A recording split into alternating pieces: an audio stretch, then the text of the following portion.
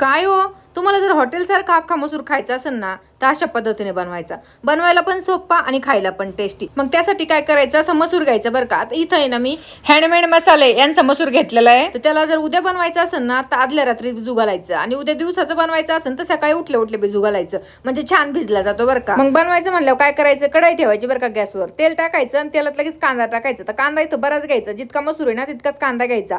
1-2 मिनिटं परतायचं, नंतर त्याच्यात लसूण, जिरे आणि हिरवी मिरची ना अशी कापून टाकून द्यायचं.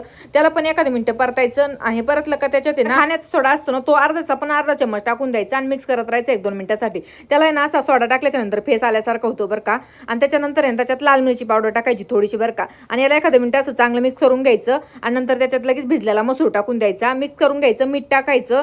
नंतर त्याच्यात आहे ना पाणी टाकून द्यायचं बरं का. पाणी थोडंसं जास्तच टाकायचं आणि त्याच्यातच उलथानं ठेवायचं बरं का असं, आणि वरून झाकण ठेवून द्यायचं. आणि आता याला आहे ना 15 मिनिटासाठी बारीक मीडियम गॅसवर आहे ना शिजवून घ्यायचं. याच्यातच मसूर आहे ना एवढा मस्त शिजला जातो ना, याला कुकरची सुद्धा गरज नाही. मसूर शिजला का लगेच तडका द्यायसाठी ना तेल ठेवायचं गरम व्हायला. तेल गरम झालं का जिरे टाकायचे, कापून लसूण टाकायचा, कोथिंबीर टाकायची, लाल मिरची पावडर, आणि लगेच हा तडका आहे ना आपल्या मसूरवर टाकून द्यायचा बरं का. मग मसूरचा गॅस बंद करायचा, त्याच्यावर कोथिंबीर टाकायची, आणि मग काय झालं की आपला मसूर. तुम्ही आता याला आहे ना कशा बरोबर खा, चपाती बरोबर खा, नान बरोबर खा, भाता बरोबर का, एकच नंबर लागतो. बनवायला पण सोपा आणि खायला पण टेस्टी. तर तुम्ही एकदा नक्की बनवून पहा, आणि बनवल्यावर मला नक्की सांगा की आम्ही बनवला म्हणून.